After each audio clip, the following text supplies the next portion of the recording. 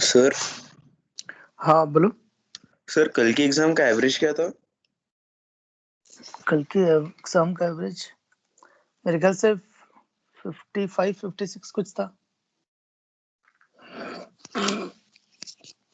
एक मिनट में चेक करता।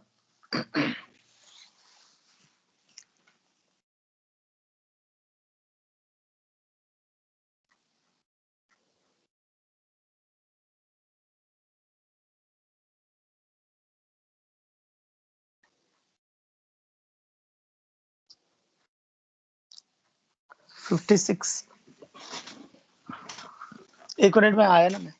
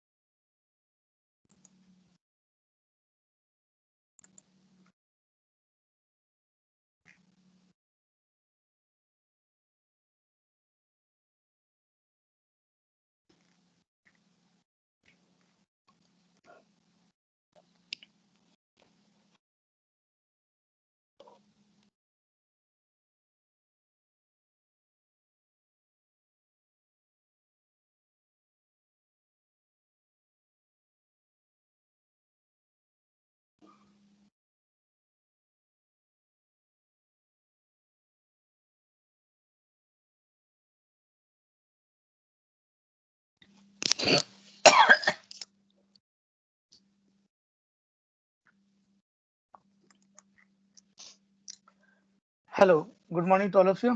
सो अपन चैप्टर कर रहे थे 2D coordinate geometry RCC. Okay,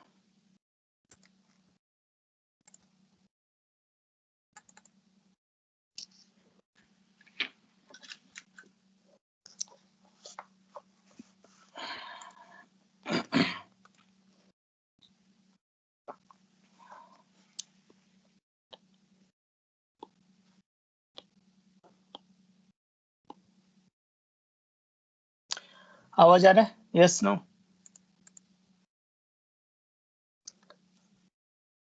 आवाज आ रहा है? Yes no?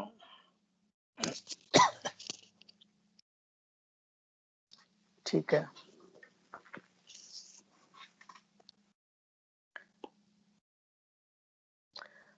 स्क्रीन दिख रहा है? Yes no?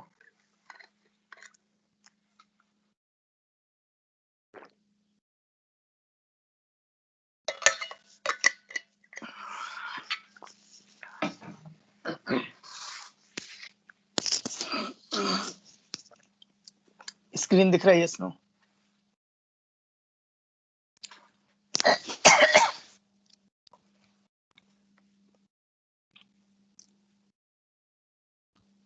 ठीक है, तो हम लोग कर रहे हैं 2D कोऑर्डिनेट ज्योमेट्री। तो 2D कोऑर्डिनेट ज्योमेट्री में हम लोग पढ़ते हैं आरसीसी, रेक्टेंगुलर कार्टेशियन कोऑर्डिनेट। फिर हम लोग पढ़ते हैं स्ट्रेट लाइन। तो आरसीसी में हम लोग देखते हैं locus, area of triangle, section formula, special points, 2 point distance formula. फिर स्ट्रेट लाइन जिसमें वेरियस फॉर्म ऑफ लाइन देखते हैं। फिर उसके बाद है पेयर ऑफ स्ट्रेट लाइन, फिर है सर्कल, पैराबोला, एलिप्स और हाइपरबोला। ये तीनों कभी कभी एक ही चैप्टर में भी पढ़े जाते हैं, कोनिक सेक्शन। तो कुछ बुक्स इसको एक चैप्टर से डिनोट करती है, कोई एक चैप्टर में कवर करती है, कुछ बुक 2 चैप्टर में, 3 चैप्टर में कवर करती है।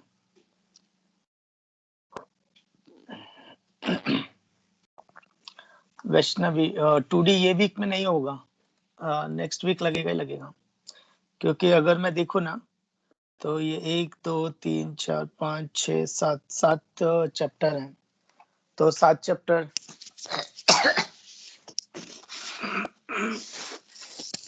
तो 7 चैप्टर्स को आराम से 7 लेक्चर्स तो लगेंगे लगेंगे एनी टाइम।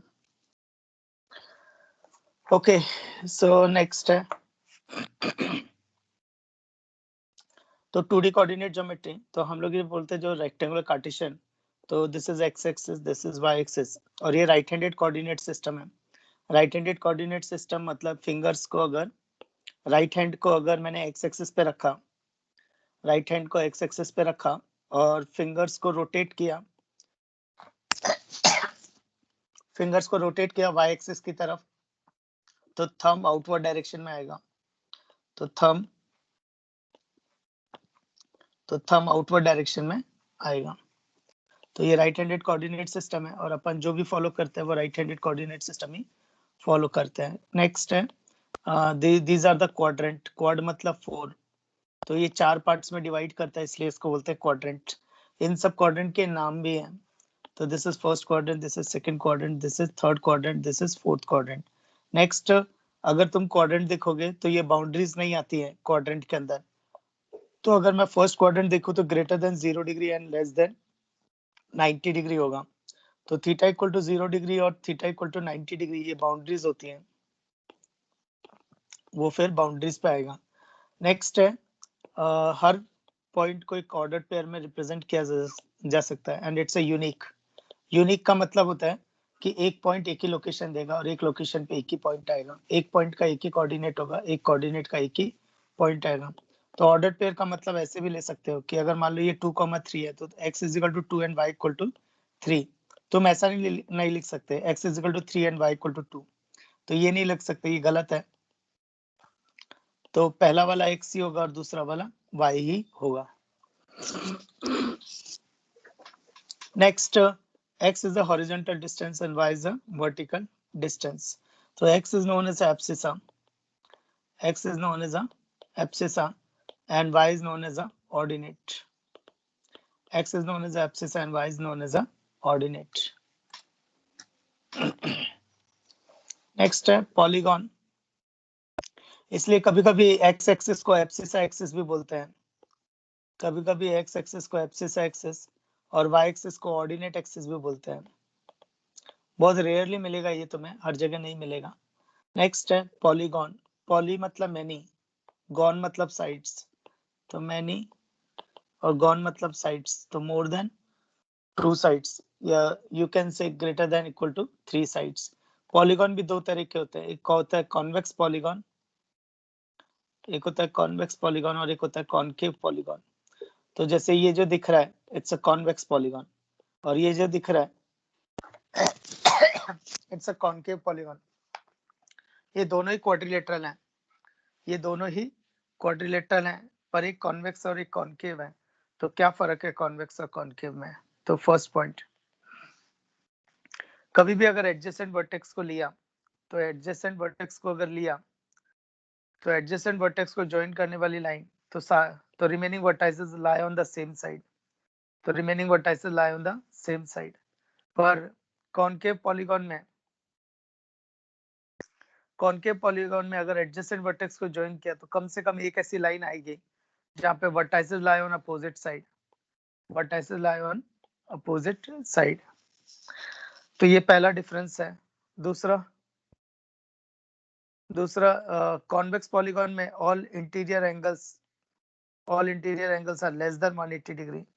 तो ये जितने भी इंटीरियर एंगल है लेस देन 180 डिग्री. पर कॉनकेव के केस में कम से कम एक ऐसा एंगल होगा जो ग्रेटर देन 180 डिग्री होगा. तो in case of a convex polygon all angles are less than 180 degree, but concave polygon कम से कम एक ऐसा एंगल होगा जो ग्रेटर देन 180 डिग्री है. नेक्स्ट है फिर एक और अच्छा पॉइंट है, तो ये हो गया सेकेंड. तो थर्ड बहुत अच्छा पॉइंट है. अगर इस रीजन को बोलते हैं कॉन्वेक्स रीजन, ये जो बाउंड्रीज एक रीजन बनाएगी ना, बाउंड्रीज एक रीजन बनाएगी, उस रीजन को बोलते हैं कॉन्वेक्स रीजन. तो ये जो हो गया ये कॉन्वेक्स रीजन है. तो हमारे जो लीनियर प्रोग्रामिंग प्रॉब्लम है ना उसमें जो कॉन्वेक्स रीजन आता है वो यही है. और ये जो रीजन बन रहा है दिस इज कॉनकेव रीजन, क्योंकि कॉनकेव पॉलीगॉन ये रीजन बना रही है.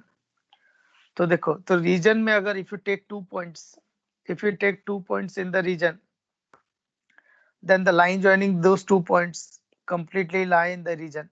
तो अगर उन 2 पॉइंट को अगर रीजन में लेंगे और पूरा लाइन सेगमेंट अगर लाइन रीजन के अंदर है तो it is convex polygon.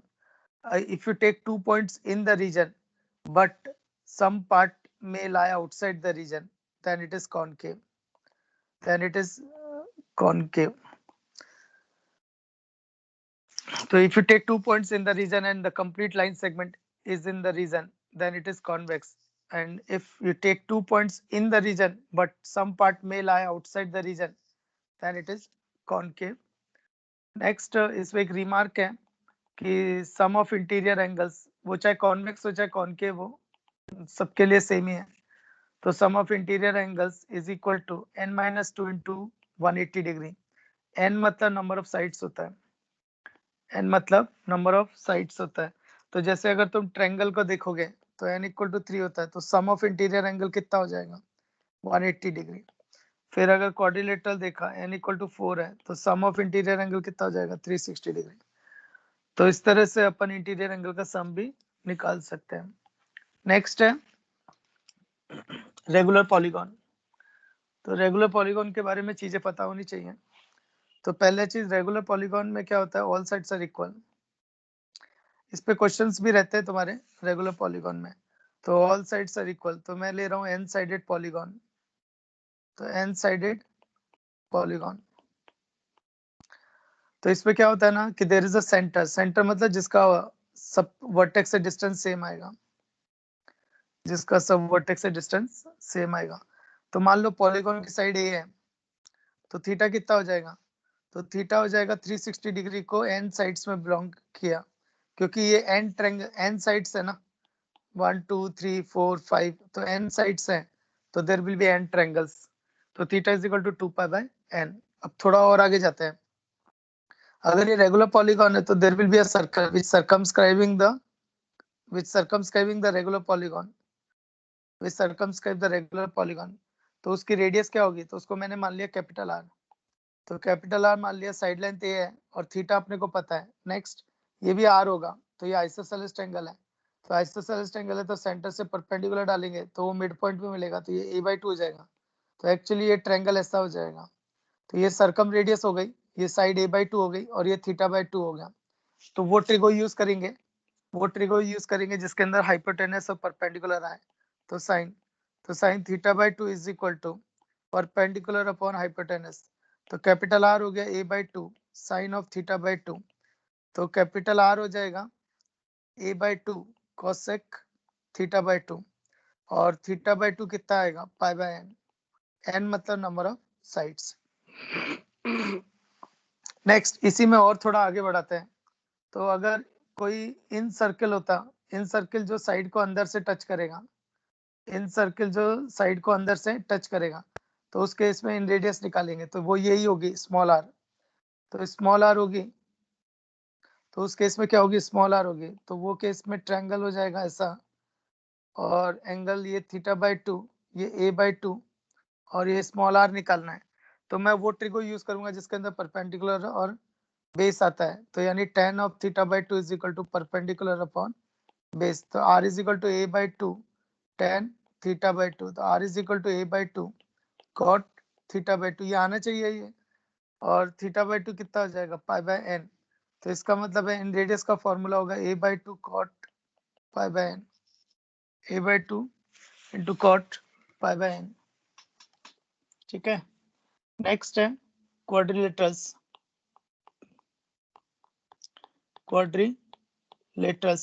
Quadrilaterals मतलब 4 साइड्स, पर ये भी मेंशन करेगा कि कॉन्वेक्स है कि कॉनकेव है।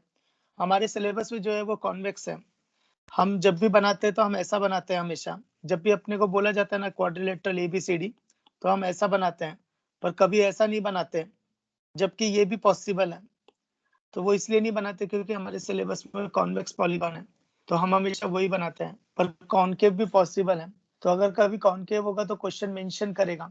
तो क्वेश्चन मेंशन करेगा there is a concave polygon, फिर यूनिफॉर्मिटी से डेविएट हो जाएगा। तो यूनिफॉर्मिटी से डेविएट हो गया तो उसको इन्फॉर्मेशन भी ज्यादा देनी पड़ेगी। तो क्वेश्चन क्या करेगा? तो क्वेश्चन में इंफॉर्मेशन बढ़ जाएगी। फिर वो सब कुछ बताएगा कौन सा वर्टेक्स कहाँ पर है, एंगल्स किस तरह से जा रहे हैं। क्योंकि कॉनकेव है ना, तो यूनिफॉर्मिटी से डेविएट हो गया, तो इसलिए फिर इंफॉर्मेशन भी ज्यादा लगेगी। पर हमारे सिलेबस में जो है वो कॉनकेव कॉन्वेक्स है। तो हमारे सिलेबस में जो हम लोग कवर करते हैं वो कॉन्वेक्स है, इसलिए हम लोग by default convex polygon, convex quadrilateral ही बनाते हैं। तो इसमें लेते हैं सबसे पहले पैरेललोग्राम। तो पैरेललोग्राम में क्या होता है? Opposite sides are equal and parallel. तो opposite sides are equal and parallel. दूसरा, अपोजिट एंगल्स आर इक्वल। या फिर ये भी बोल सकते हैं एडजेसेंट एंगल्स आर सप्लीमेंट्री। अगर ये थीटा है तो ये पाई माइनस थीटा होगा। तो adjacent angles are supplementary. Adjacent angles are supplementary. Next, diagonals bisect each other. अच्छा, इसमें बच्चों का एक मिसकंसेप्शन होता है, डायगोनल्स बाइसेक्ट ईच अदर। ये बच्चों का मिसकंसेप्शन होता है कि पैरेललोग्राम में कि डायगोनल इज एंगल बाइसेक्टर, तो ये दोनों एंगल बराबर होंगे, पर ऐसा गलत है। तो पैरेललोग्राम में डायगोनल एंगल बाइसेक्टर हो ऐसा जरूरी नहीं है। उसको प्रूफ भी कर सकते हैं, देखो कैसे, अजम्पशन एंड कॉन्ट्रडिक्शन। तो सपोज ये थीटा थीटा लिया तो ये भी थीटा हो जाएगा। तो अगर ये थीटा हो गया तो फिर ये आइसोसेलेस हो जाएगा। तो ये क्योंकि दो बेस एंगल्स बराबर है ना, तो ये आइसोसेलेस हो जाएगा। तो इसका मतलब ऑल साइड्स आर इक्वल हो जाएंगे, पर ऑल साइड्स इक्वल तो रोम्बस में होती है, तो यानी पैरेललोग्राम में नहीं होती है। तो ऐसा पॉसिबल नहीं है। नेक्स्ट है रेक्टेंगल। तो rectangle is a subset of parallelogram तो सारे रेक्टेंगल पैरेललोग्राम है, पर सारे पैरेललोग्राम रेक्टेंगल नहीं है। तो रेक्टेंगल में क्या होता है, adjacent angle is 90 degree, adjacent angle between sides, नहीं, angle between adjacent sides, angle between adjacent sides is 90 degree. फिर इस केस में डायगोनल्स आर इक्वल, तो पैरेललोग्राम की जो जितनी भी प्रॉपर्टी है वो सब प्रॉपर्टी इस पे लगेगी, पर इसमें कुछ एक्स्ट्रा भी है। तो diagonals are equal, bisect each other वो तो पहले भी था। अच्छा, डायगोनल अभी भी एंगल बाइसेक्टर नहीं है, तो मिसकंसेप्शन है, वो रोम्बस में होगा, वो रोम्बस में होगा। नेक्स्ट है रोम्बस। तो रोम्बस में क्या होता है, all sides are equal. Rhombus में क्या होगा,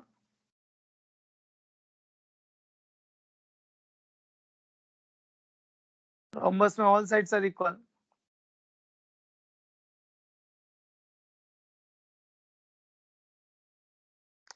रोम्बस में all sides are equal, diagonals bisect each other, but diagonals perpendicular to each other be diagonals are perpendicular bisector, diagonals are perpendicular bisector, तो diagonals are perpendicular bisector।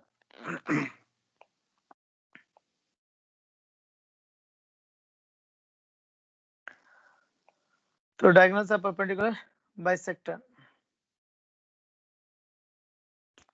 ठीक है। बाकी इस case में diagonals are angle bisector, rhombus के case में diagonals are angle bisector, and सारे rhombus parallelogram है, सारे rhombus पैरेललोग्राम है। नेक्स्ट है स्क्वायर, स्क्वायर हो जाएगा रेक्टेंगल प्लस रोम्बस, तो रेक्टेंगल की सारी प्रॉपर्टी और रोम्बस की सारी प्रॉपर्टी, तो वो बना देगा स्क्वायर। तो स्क्वायर में क्या था, सारी साइड्स भी equal, diagonals bisector perpendicular to each other, perpendicular bisector, diagonals are equal, diagonals are angle bisector, सब कुछ हो जाएगा। तो all squares are rectangle parallelogram, but all parallelogram are not squares, तो all squares are parallelogram. Next है trapezium. Trapezium में क्या होता है, one set of side is parallel, तो one set of sides are parallel. फिर बच्चों का एक डाउट आता है कि क्या पैरेललोग्राम भी ट्रेपीजियम है, तो actually all parallelograms are trapezium, all parallelograms are trapezium. तो ये ए बी सी डी में अगर देखें तो ए बी और सी डी आर पैरेलल, तो all parallelogram are trapezium. Next इसमें एरिया ऑफ ट्रेपीजियम आता है, एक एरिया ऑफ ट्रेपीजियम, तो एरिया ऑफ ट्रेपीजियम आता है half distance between parallel sides, distance between parallel sides into sum of the parallel sides, तो AB plus CD, तो half into distance between the sides and sum of the sides, AB plus CD, and all parallelogram are trapezium। next है isosceles trapezium।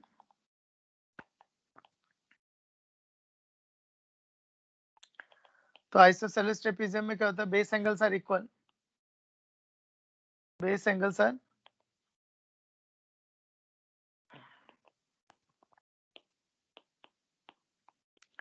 Base angles are equal, and तो ये sides भी equal आ जाती हैं,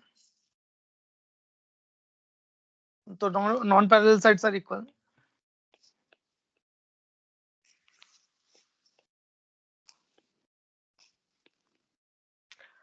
सो non parallel sides are equal. Next है kite.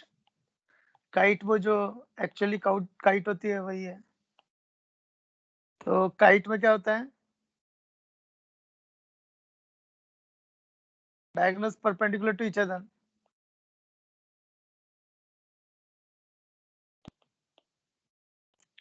Diagonals perpendicular to each other, adjacent sides are equal, तो ये adjacent sides are equal.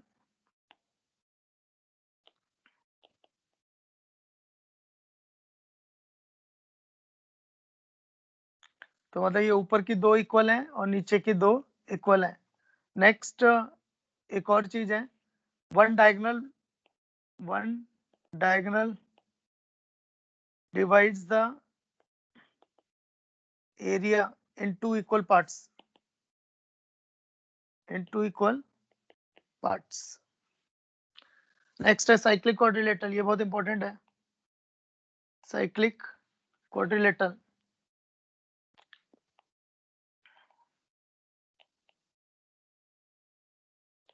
Cyclic quadrilateral, quadrilateral मतलब 4 साइड्स, साइक्लिक मतलब कि वो चारों वर्टेक्स सर्किल पे लाई कर रहे हैं, वो चारों वर्टेक्स सर्किल पे लाई कर रहे हैं, तो इसको बोलेंगे साइक्लिक क्वाड्रिलेटरल। तो कैसे चेक करते हैं कि चारों पॉइंट साइकिल पे सर्किल पे लाई करेंगे? तो कैसे चेक करते हैं? तो फर्स्ट पॉइंट, तो एक इक्वेशन ऑफ सर्किल निकाल लो, ये सर्कल चैप्टर में कवर होगा। तो equation of circle passing through ABC, passing through ABC and D satisfy the equation, ये सर्कल चैप्टर में कवर होगा। D satisfy the equation. Second है AB chord, AB chord, AB chord C पे जो angle subtend करेगी वही angle D पे भी सबटेंड करेगी, या फिर सप्लीमेंट्री। तो angle subtended by, angle subtended by chord AB at C is equal to angle subtended by chord AB at D, या फिर सप्लीमेंट्री होगा, क्योंकि ऐसा भी हो सकता है ना उल्टा हो यहाँ पे पीछे की तरफ, तो उस केस में वो सप्लीमेंट्री हो जाएगा। थर्ड पॉइंट, अगर कॉन्साइक्लिक है तो opposite angles are supplementary, opposite angles are supplementary.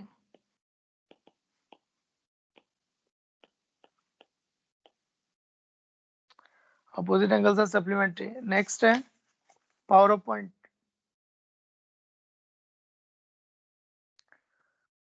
तो पावर ऑफ पॉइंट में क्या होता है, ये ए बी सी डी है, तो ए सी कोई भी दो दो पॉइंट को ज्वाइन कर दो, कोई सा भी होगा चलेगा।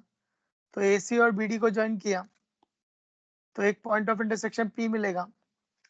तो product of this segment is constant, तो PA into PC, PA into PC is equal to PB into PD। तो product of this segment is constant, और इसको बोलते हैं पावर ऑफ पॉइंट। नेक्स्ट, एक अच्छी बात ये है कि पॉइंट चाहे सर्किल के अंदर हो चाहे बाहर हो, ये तब भी सेटिस्फाई करेगा। तो पॉइंट चाहे सर्किल के अंदर हो चाहे बाहर हो, ये तब भी सेटिस्फाई करेगा। तो PA into PC is equal to PB into PD। This is very important, ठीक है।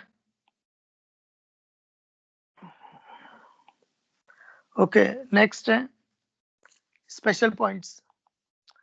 ये स्पेशल पॉइंट्स में क्या हो रहा है कि स्पेशल सिचुएशन आ रही है। स्पेशल सिचुएशन मतलब जैसे मान लो ये ट्रायंगल ABC है, तो इसमें मीडियंस बनाई। मीडियंस क्या होती है? वर्टेक्स और mid point of opposite side को ज्वाइन करने वाली लाइन। ये A/2 और A/2 हो जाएगा, तो मीडियन है। तो ऐसे 3 मीडियन पॉसिबल है, और वो तीनों मीडियन चाहती तो ऐसा भी कर सकती थी, वो तीनों मीडियन चाहती तो ऐसा भी कर सकती थी, पर तीनों मीडियन कॉन्करेंट है। तो there is a special point and this special point is known as a centroid. और सेंट्रॉइड इसको तीनों मीडियन को 2:1 रेशियो में डिवाइड करता है। तो क्या होगा, तो पहला स्पेशल पॉइंट हो गया सेंट्रॉइड। सेंट्रॉइड को कैपिटल G से डिनोट करते हैं। It is a point of intersection of median, point of intersection of median. Median क्या होती है? Line joining, line joining vertex and the midpoint of opposite side, vertex and midpoint of opposite side. Next, centroid हमेशा median को 2:1 ratio में divide करता है। Centroid हमेशा 2:1 ratio में डिवाइड करता है।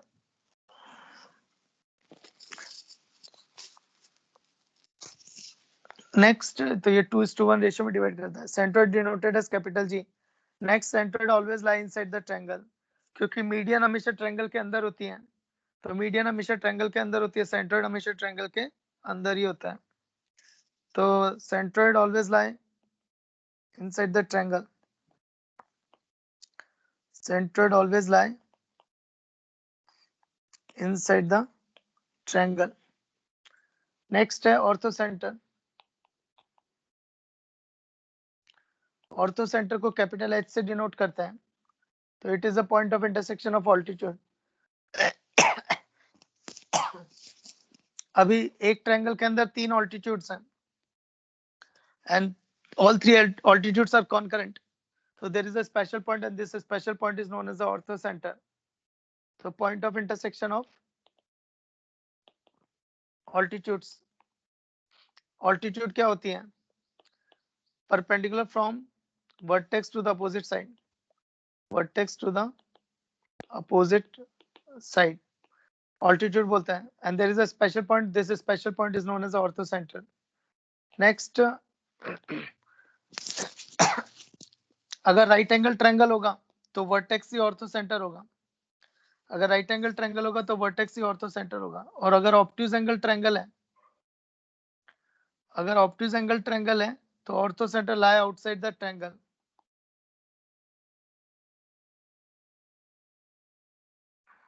तो orthocentre can lie inside, outside or on the triangle.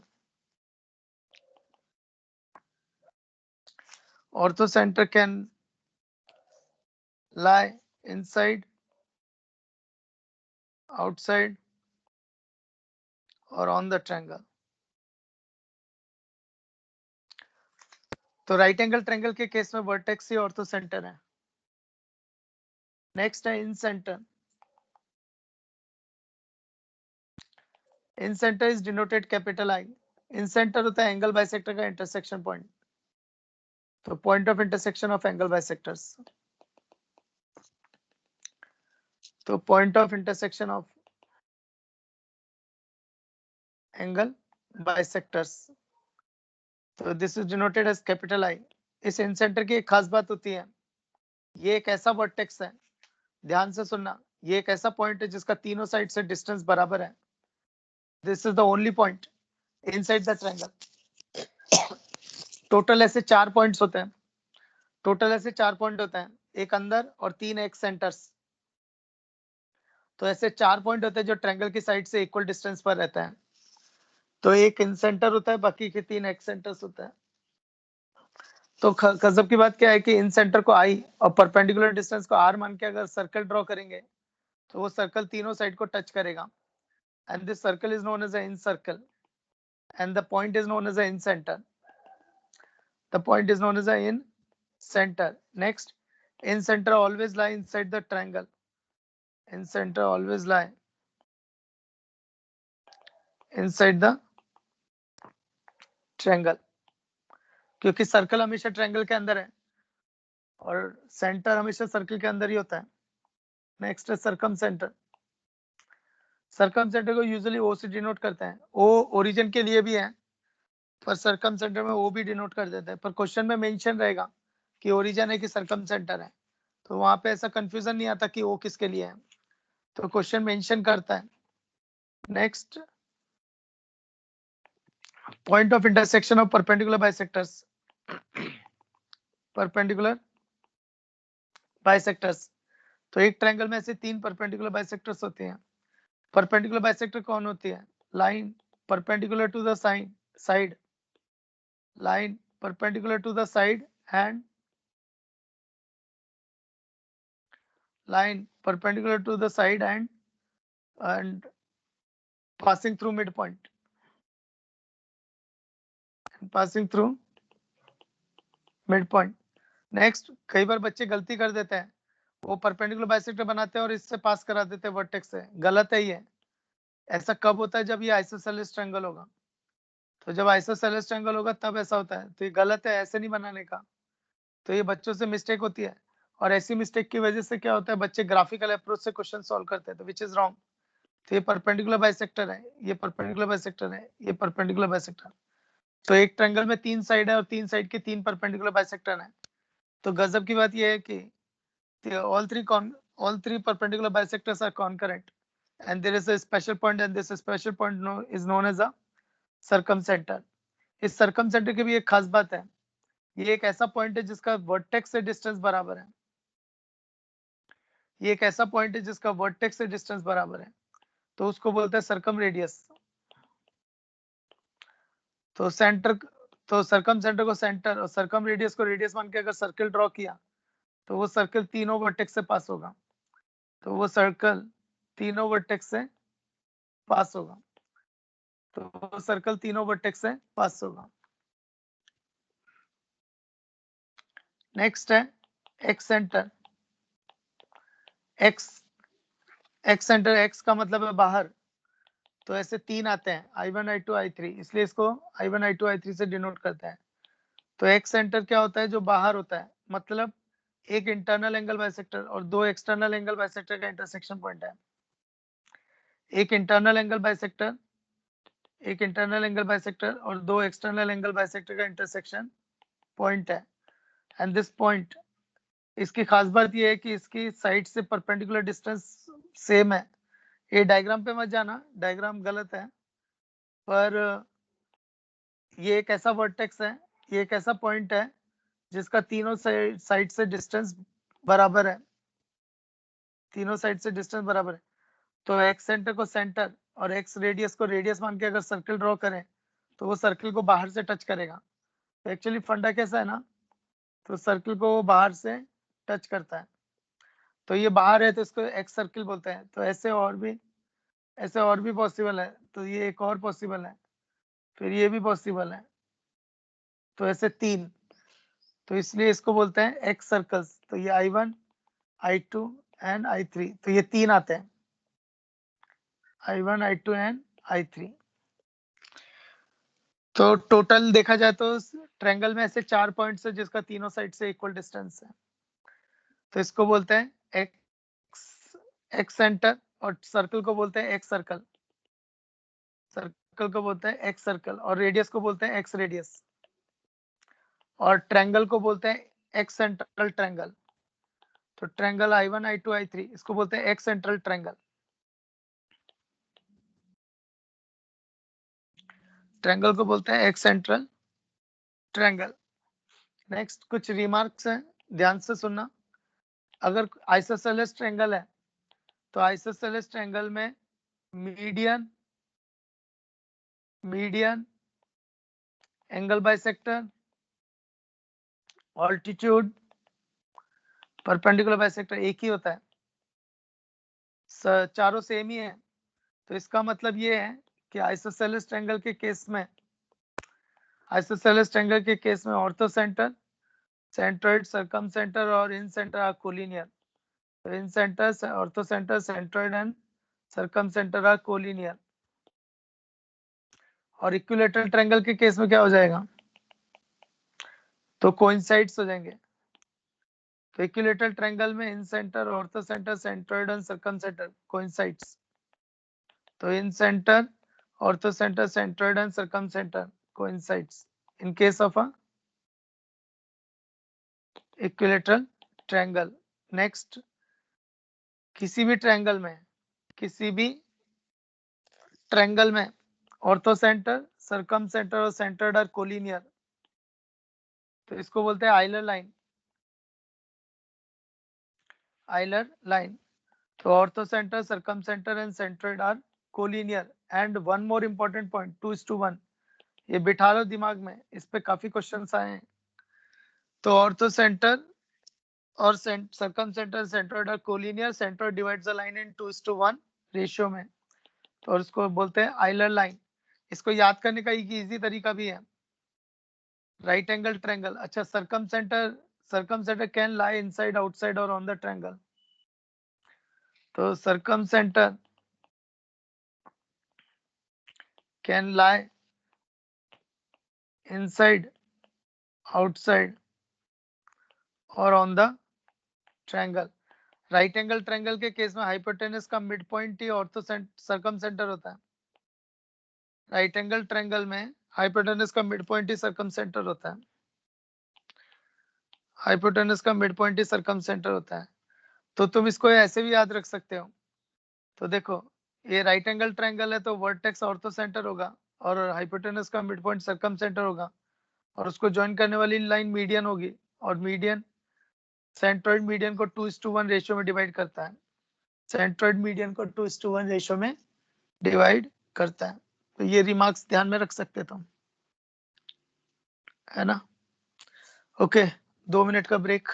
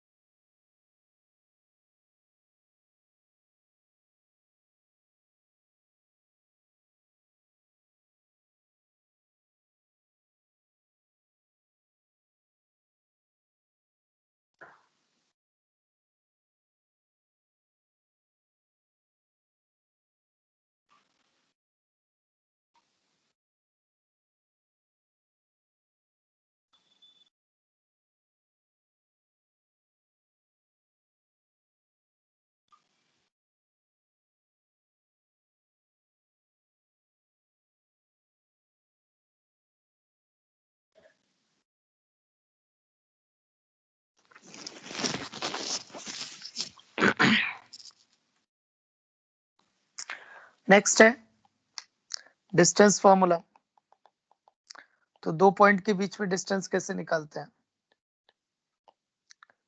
तो 2 पॉइंट डिस्टेंस फॉर्मूला। तो एक पॉइंट दे रखा है x1, y1, दूसरा पॉइंट x2, y2।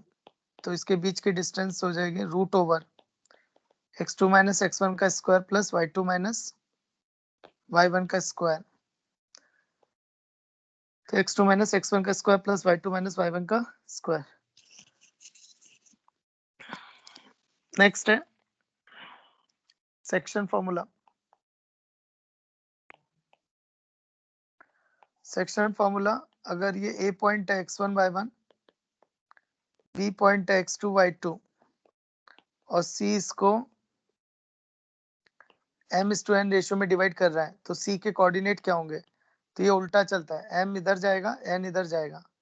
तो mx2 plus nx1 upon m plus n, my2 plus ny1 upon m plus n।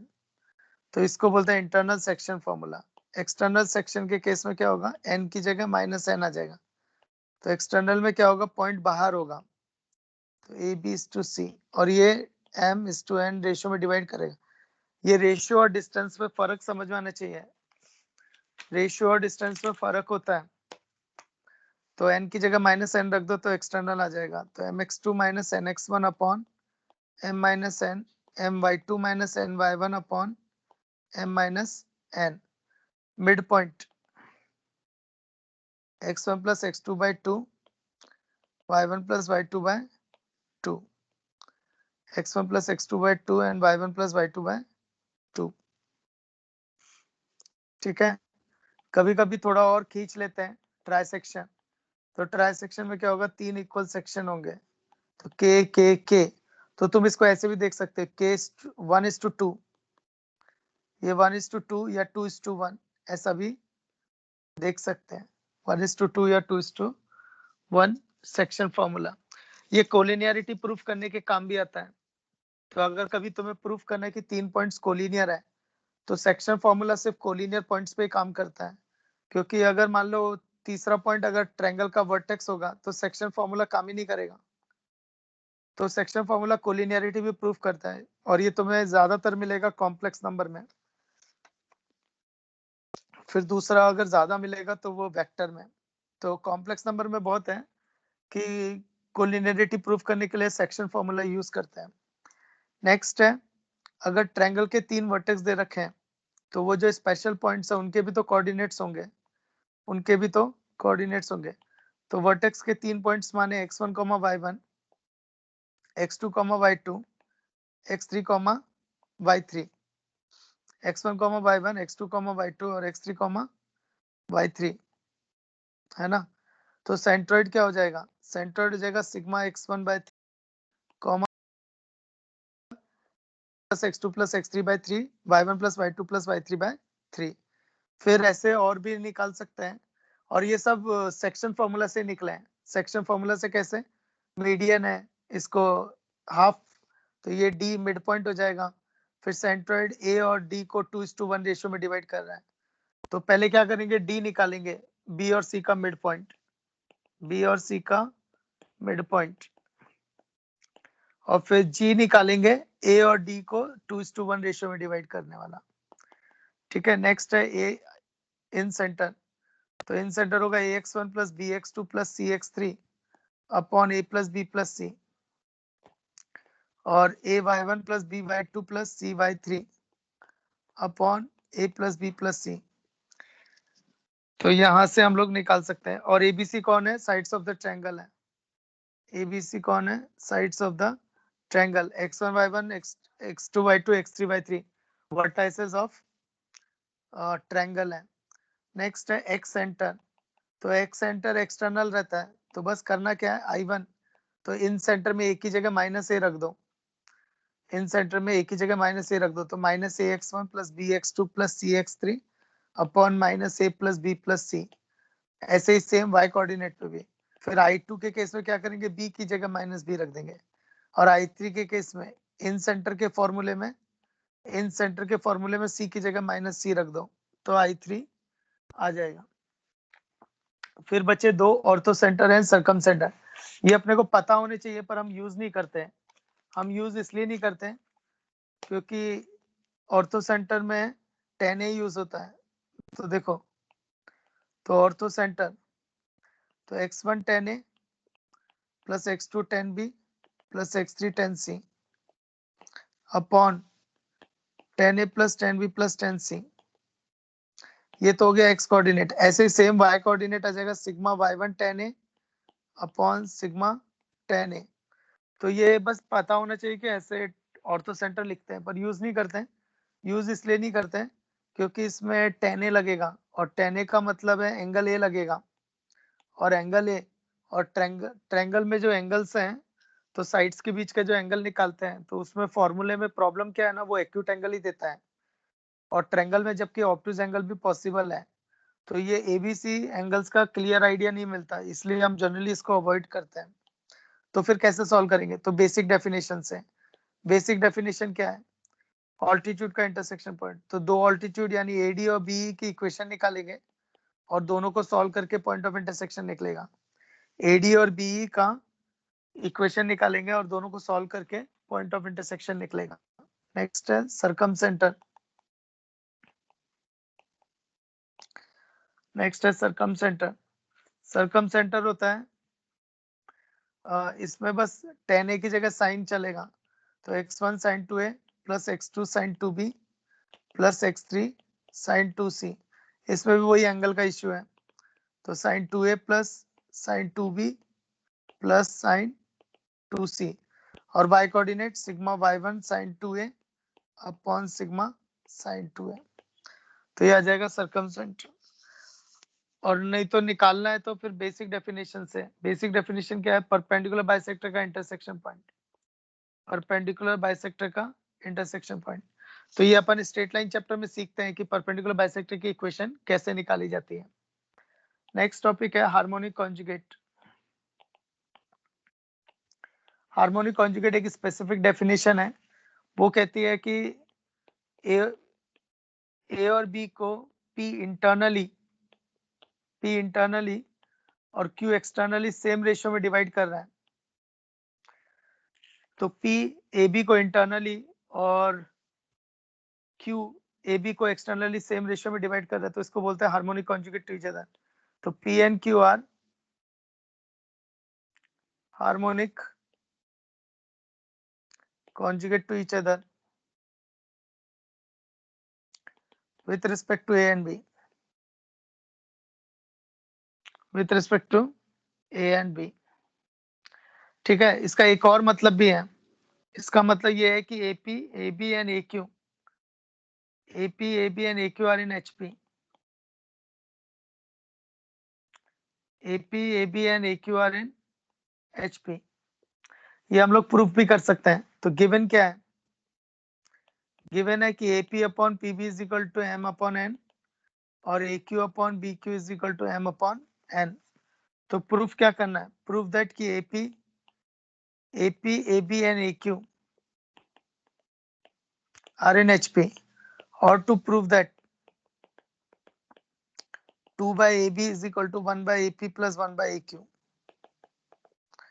2 by AB is equal to 1 by AP plus 1 by AQ, क्योंकि फिर AB harmonic mean हो जाएगा। तो देखो, तो ये प्रूफ करते हैं।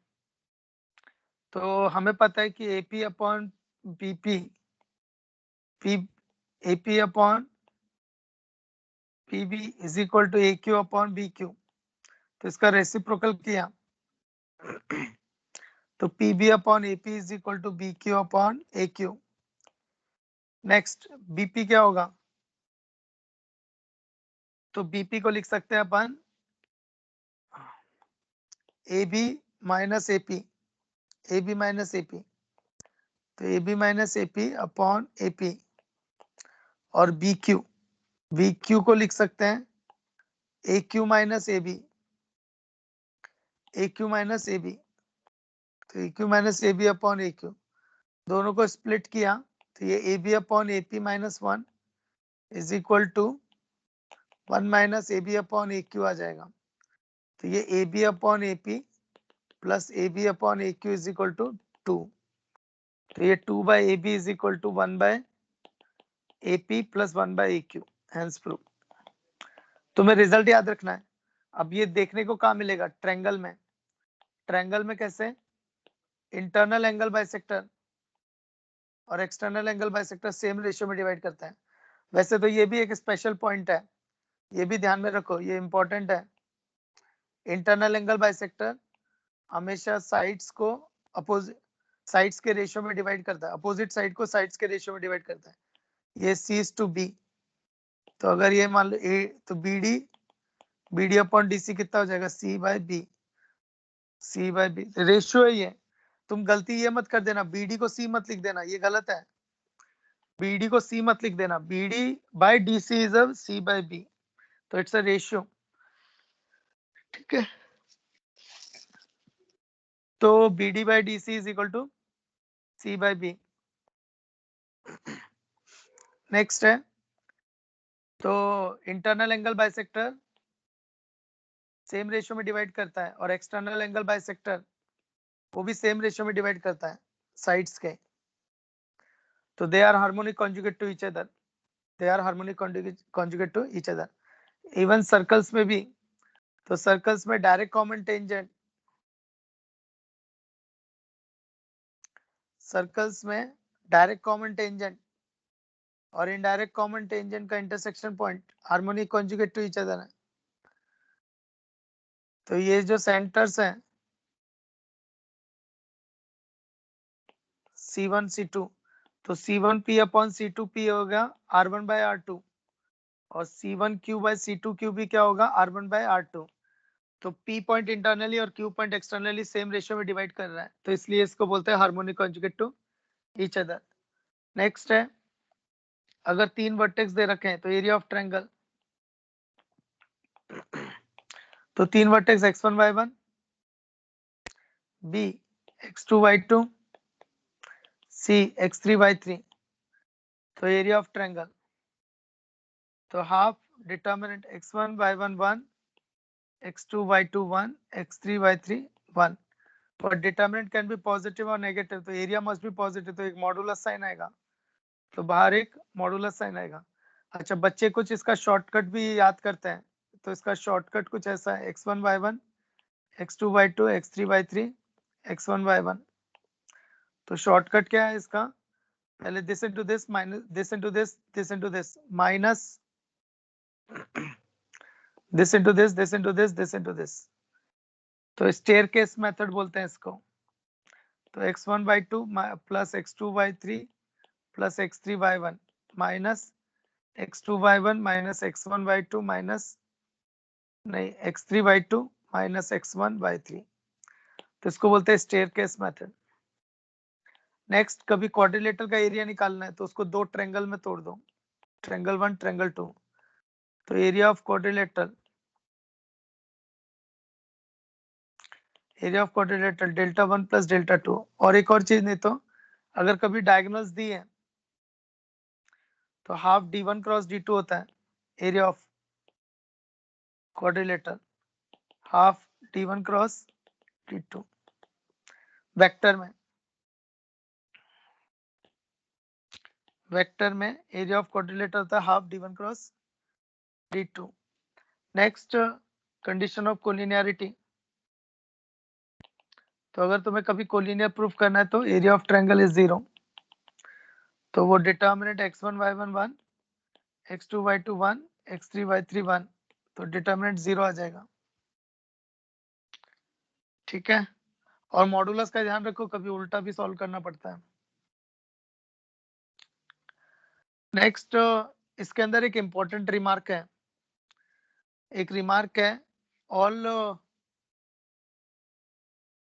all coordinates of the vertices of equilateral triangle cannot be integer, तो पहले समझते हैं कि कोऑर्डिनेट इंटीजर का क्या मतलब है। तो कभी भी जैसे कोऑर्डिनेट्स दिए हैं तो इसको इंटीजर बोलेंगे अगर दोनों इंटीजर होते हैं, अगर दोनों रैशनल होंगे तो उसको बोलेंगे रैशनल कोऑर्डिनेट, और कम से कम अगर एक रैशनल है कम से कम एक इरेशनल है तो उसको इरेशनल कोऑर्डिनेट बोलेंगे. At least one of them is an irrational. तो इनमें से कोई एक इरेशनल होगा तो कोऑर्डिनेट को भी इरेशनल बोलेंगे. पर इंटीजर के केस में दोनों इंटीजर होना चाहिए, रैशनल के केस में भी दोनों रैशनल होना चाहिए. तो रिमार्क ये कह रहा है कि इक्विलेटरल ट्रायंगल में सारे कोऑर्डिनेट्स इंटीजर नहीं हो सकते हैं. इक्विलेटरल ट्रायंगल में सारे कोऑर्डिनेट्स इंटीजर नहीं हो सकते. तो assumption and contradiction. assume all are integer x1 y1 x2 y2 and x3 y3 all are integer. assumption and contradiction. तो assume किया कि ये सारे इंटीजर्स हैं. तो डिटर्मिनेंट से एरिया ऑफ ट्रायंगल क्या आएगा? Half x1 y1 1 x2 y2 1 x3 y3 1. अच्छा, मैथमेटिक्स में ये एक अप्रोच अच्छी रहती है कि एक ही चीज को दो अलग तरीके से निकालो और फिर बोलो बोथ आर इक्वल. एक ही चीज को दो अलग तरीके से निकालो और फिर बोलो कि बोथ आर इक्वल. तो यहाँ पे मैं क्या कर रहा हूँ, एक ही एरिया को दो अलग तरीके से निकाल रहा हूँ. एक ही एरिया को मैं दो अलग तरीके से निकाल रहा हूँ, एक डिटर्मिनेंट से और एक बेसिक डेफिनेशन से. एक डिटर्मिनेंट से और एक बेसिक डेफिनेशन से. तो एक ही चीज को दो अलग तरीके से निकालते हैं तो दोनों को बराबर कर सकते हैं. तो √3a²/4. अब यहाँ पे हो गया कॉन्ट्राडिक्शन. तो कॉन्ट्राडिक्शन कैसे हुआ? अगर लेफ्ट साइड में देखें तो integer integer integer integer integer integer integer integer integer. तो ये डिटर्मिनेंट जो होगा वो इंटीजर होगा, पर 1/2 लगा हुआ है. तो हो सकता है इंटीजर ऑड हो. तो मैं ये तो बोल ही सकता हूँ कि left hand side is a rational.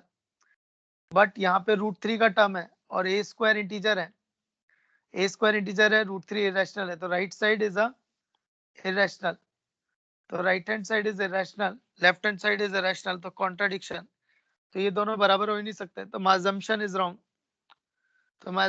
Wrong कि सारे इंटीजर नहीं हो सकते. तो कम से कम एक को नॉन इंटीजर होना पड़ेगा. नेक्स्ट है. ओके, एक मिनट, अब पानी पी लेता.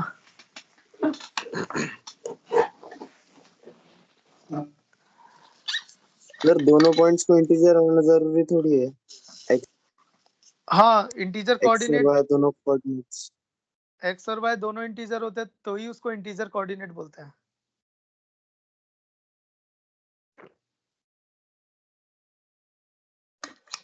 लाइक 1,2. तो 1,2 is integer coordinate.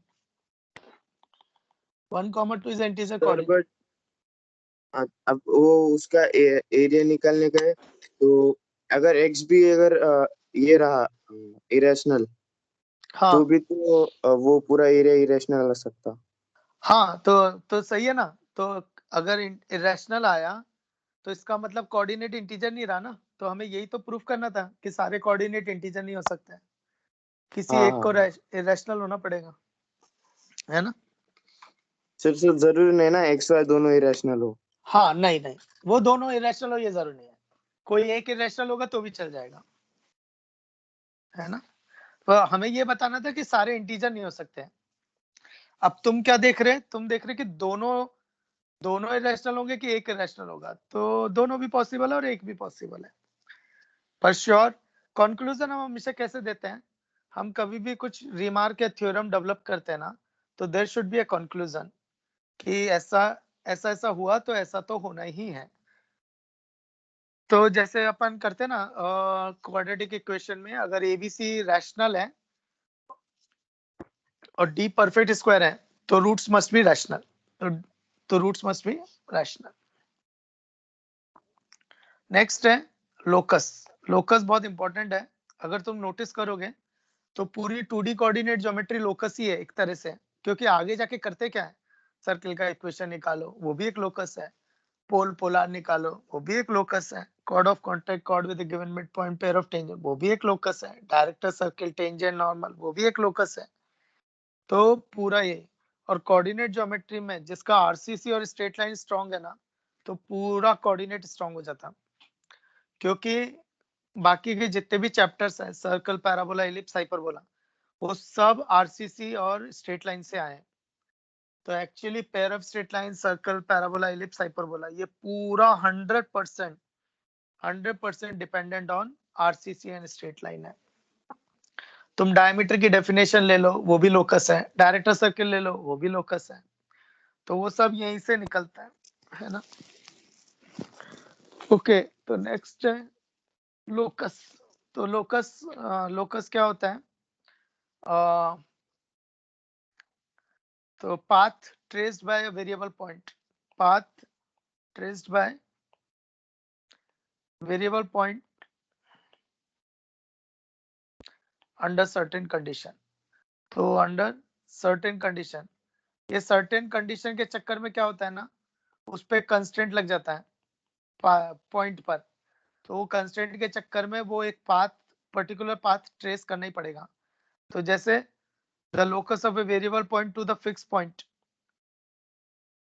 To the fix point is constant.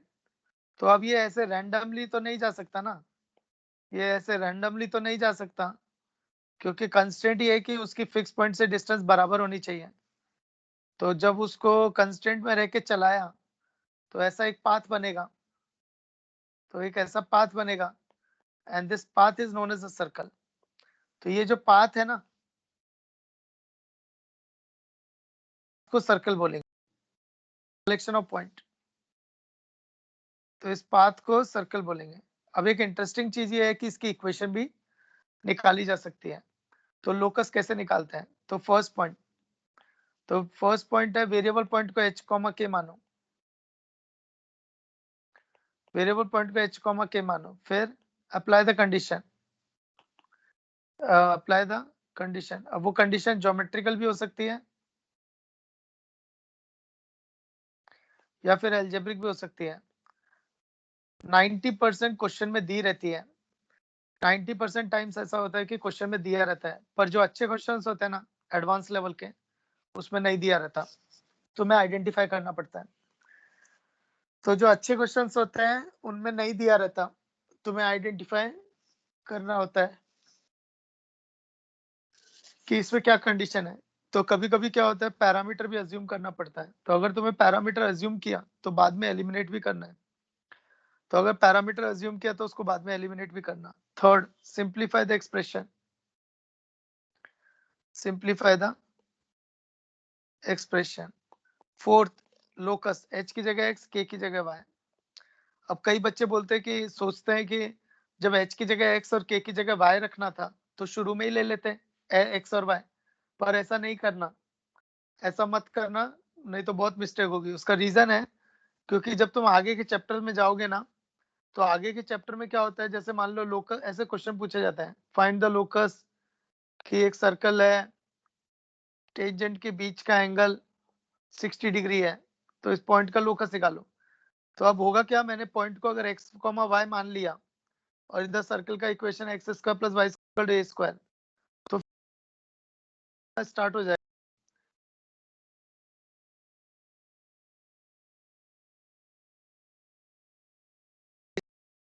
तरीका क्या है, इसको h, k ले लो। तो अब ये बिल्कुल क्लियरली डिस्टिंग्विश हो जाता है, क्योंकि ये किसी इंस्टेंट पर है और ये सर्कल की इक्वेशन है। तो अब ये बिल्कुल सेपरेट हो जाता है कि एक्स, वाई और h, k अलग अलग है। तो इसलिए मैं हमेशा सजेस्ट करता हूँ always start with from h, k। हाँ, पर कभी कभी ऐसा होता है क्वेश्चन में ही h, k घूम रहा है, तो ठीक है, तुम अल्फा बीटा मान लो, गामा डेल्टा मान लो। तो बहुत सारे लेटर्स पढ़े ना अपने पास, है ना। तो बहुत सारे लेटर्स पढ़े तो अपन कुछ भी मान के चालू, अपने को बस ये समझना होता है कि लोकस वाला कौन सा पार्ट है या लोकस वाला कौन सा पॉइंट है। तो जैसे एक क्वेश्चन में करके दिखा था, तो क्वेश्चन ये है कि एक ए पॉइंट दे रखा है 2,3, एक ए पॉइंट दे रखा है 2,3 और एक बी पॉइंट दे रखा है 5,-1 और वो 90 डिग्री सबटेंड कर रहा है, तो उसका लोकस निकालना है। तो देखो ध्यान से, बिल्कुल बेसिक अप्रोच।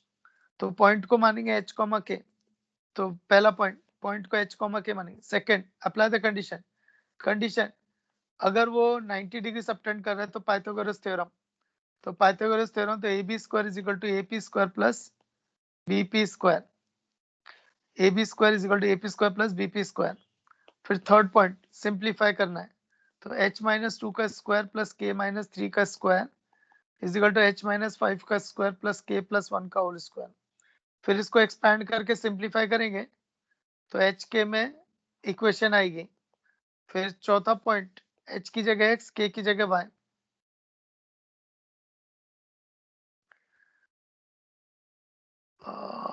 शिट मैंने मिस्टेक कर दी। ये AB square is equal to AP square plus BP square है ना, तो मैंने डिस्टेंस फॉर्मूला गलत लगा दिया। तो देखो AB square plus minus 1 minus k minus, फिर AB स्क्वायर होगा BP स्क्वायर h माइनस 5 का स्क्वायर प्लस k प्लस 1 का होल स्क्वायर। तो इसको सिंप्लीफाई करेंगे, लास्ट में जाके h की जगह x, k की जगह y रखेंगे। एक्चुअली ये सर्कल का इक्वेशन आएगा, सर्कल का इक्वेशन आएगा, क्योंकि सर्कल में डायमीटर सर्कमफ्रेंस पे 90 डिग्री सबटेंड करती है। नेक्स्ट, अब धीरे धीरे क्या होगा, अप्रोचेस अच्छी होती जाएंगे, तो अप्रोचेस अच्छी होती जाएंगी तो अब अपने को पता है इसका लोकस सर्कल आएगा, और ए और बी डायमेट्रिक एंड्स है, तो सर्कल का equation diametric ends are given, तो x minus x1 x minus x2 plus y minus y1 into y minus y2 equal to 0। तो यही तुम्हारा आंसर आने वाला है, तो यही तुम्हारा आंसर आने वाला है। तो अल्टीमेटली मैंने क्या किया, पहले इक्वेशन ऑफ सर्किल निकाला लोकस के तरीके से, लोकस के तरीके से, क्योंकि तब मुझे पता नहीं था ये सर्कल है, लेकिन आगे जैसे जैसे जाते जाएंगे तो टूल्स डेवलप होते जाएंगे, तो टूल्स डेवलप होते जाएंगे तो बेटर अप्रोचेस आती जाएंगी, तो बेटर अप्रोचेस आएंगी तो मेरे को पता है ये सर्कल है, तो डायरेक्ट लिख दो circle whose diametric ends are given, circle whose diametric ends are given. Next, a और बी दे रखा है और पी पॉइंट वेरी कर रहा है, ए और बी दे रखा है, तो ए दे रखा है जैसे -2,0 और बी दे रखा है 2,0, तो P A plus P B is equal to constant है, कॉन्स्टेंट टाइम्स ए बी है, तो P A plus P B is equal to constant है। तो ध्यान से देखना, तो कांस्टेंट अगर 1 से बड़ा है, इसका ये मतलब है कि P A plus P B की लेंथ वो ए बी से बड़ी है, तो P A plus P B is equal to constant A B, P A plus P B is equal to constant A B का मतलब है कि P A plus P B constant है, ए बी तो constant, P A plus P B constant है, और P A और P B तो वेरी कर रहे हैं, तो ये वेरी कर रहा है, ये वेरी कर रहा है, पर सम कांस्टेंट है, तो दिस इज क्वाइट इंटरेस्टिंग। तो पॉइंट इस तरह से वेरी कर रहा है कि उसकी डिस्टेंसेस वेरी कर रही हैं पर सम कांस्टेंट है, और it is k times A B.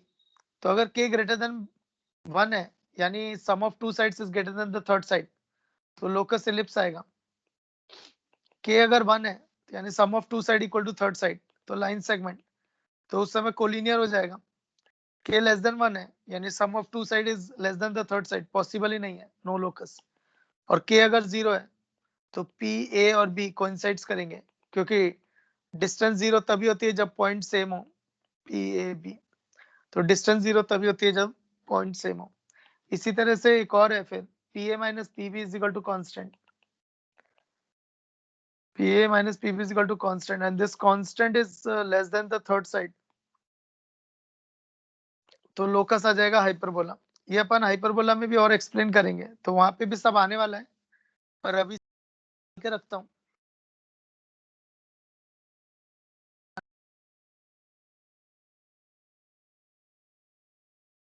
Origin, shifting of origin और रोटेशन ऑफ कोऑर्डिनेट एक्सिस भी इसी में ही आता है, शिफ्टिंग ऑफ ओरिजिन और रोटेशन ऑफ कोऑर्डिनेट एक्सिस, ये आरसीसी में ही आता है। मैंने स्ट्रेट लाइन में पढ़ा दिया था तुमको, पर वो आरसीसी में ही आता है। तो शिफ्टिंग ऑफ ओरिजिन, तो शिफ्टिंग ऑफ ओरिजिन देखो वर्ड में ध्यान देना, यहाँ पे कोऑर्डिनेट एक्सिस उठ के जा रही है, यहाँ पे कोऑर्डिनेट एक्सिस उठ के जा रही है, तो ओल्ड है स्मॉल एक्स वाई, न्यू है कैपिटल एक्स वाई, तो ये जो पॉइंट है इसका ओल्ड में स्मॉल एक्स वाई होगा और कैपिटल में कैपिटल एक्स वाई होगा। तो ये हो गया स्मॉल एक्स, नहीं कैपिटल एक्स, ये हो जाएगा स्मॉल एक्स, और इसको अल्फा बीटा पे शिफ्ट किया है। तो देखो दो चीजें हैं, पॉइंट को शिफ्ट करना और कोऑर्डिनेट एक्सिस को शिफ्ट करना, दोनों में फर्क है। तो कॉम्प्लेक्स नंबर में जब करते हैं ना तो पॉइंट शिफ्ट होता है, कोऑर्डिनेट एक्सिस वही रहती है। कॉम्प्लेक्स नंबर में पॉइंट शिफ्ट होता है, कोऑर्डिनेट एक्सिस वही रहती है। पर 2D में हम लोग कोऑर्डिनेट एक्सिस को शिफ्ट कर रहे हैं और पॉइंट वही की वही है। तो इसमें रिलेशन देखेंगे। नेक्स्ट ये हो जाएगा कैपिटल वाई, ये हो जाएगा स्मॉल वाई। तो old is equal to new plus shifting, old is equal to new plus shifting. कब? जब कोऑर्डिनेट एक्सिस उठ के गई है। नेक्स्ट, अगर कभी कोऑर्डिनेट एक्सिस उठ के जाती है, सपोज कोई कोऑर्डिनेट एक्सिस उठ के गई, तो ट्रायंगल का क्या क्या चीज है जो चेंज होगा और क्या चीज है जो चेंज नहीं होगा। तो देखो ट्रायंगल का वर्टेक्स अगर देखेंगे तो चेंज हो, क्योंकि वर्टेक्स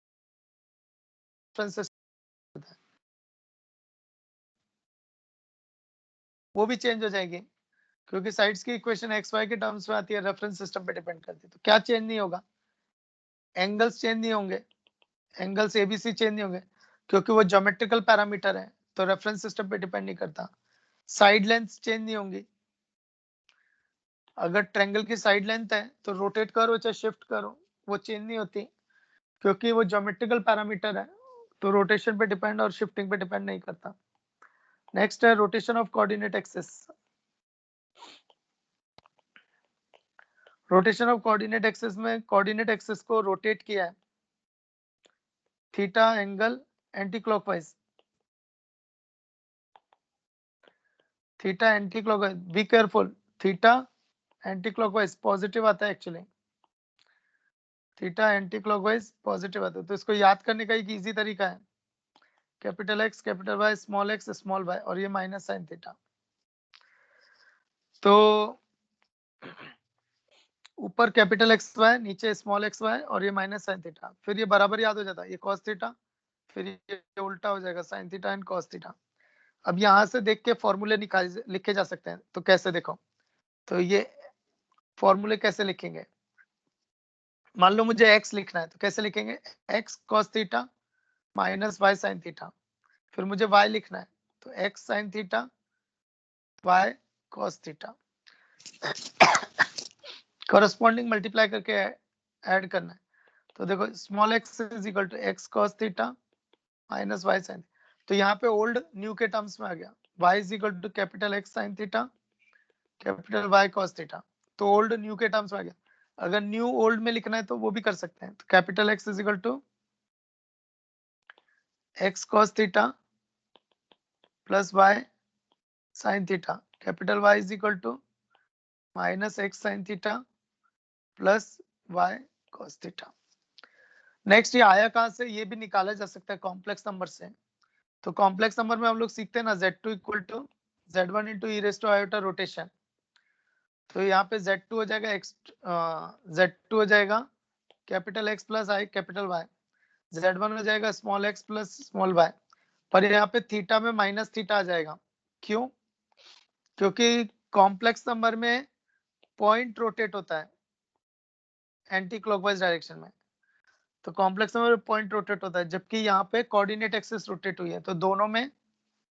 अच्छा स्क्रीन दिख रहा है कि नहीं? दिख रहा है सर। यार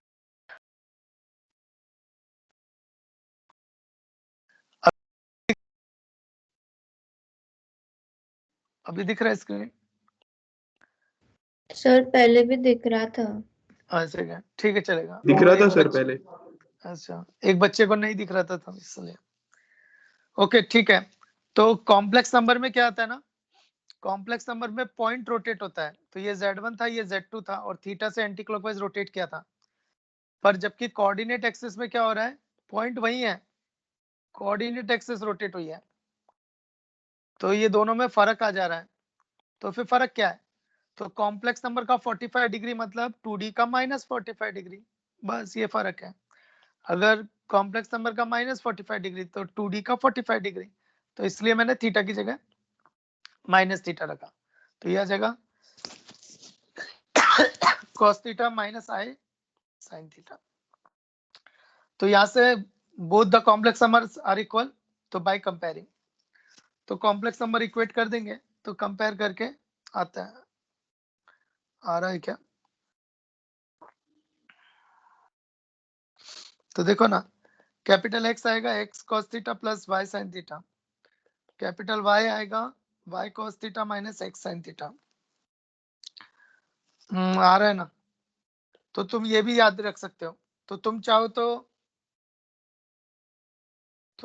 ये चार्ट याद रख सकते हो, तुम चाहो तो ये कॉम्प्लेक्स नंबर का फंडा थीटा की जगह माइनस थीटा, तो वो भी याद रख सकते हो, तो भी चलता है। ठीक है, एंड चैप्टर इज कंप्लीट। तो मैं PDF शेयर कर देता तुम्हें।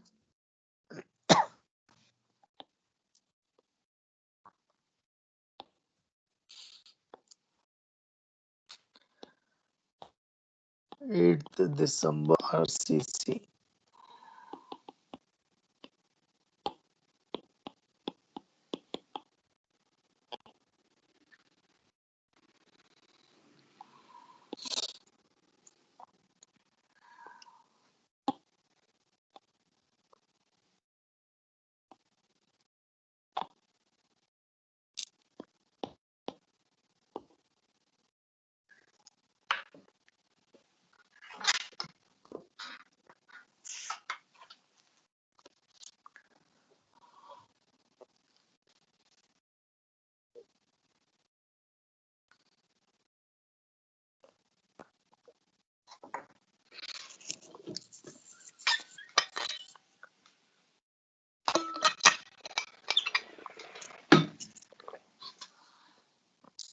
ओके, तो फाइल शेयर कर दिया, तो तुम फाइल देख के भी रिवीजन कर सकते हो। Hardly this will take 10 to 15 minutes I guess, तो वन शॉट में ही रिवाइज हो जाता है।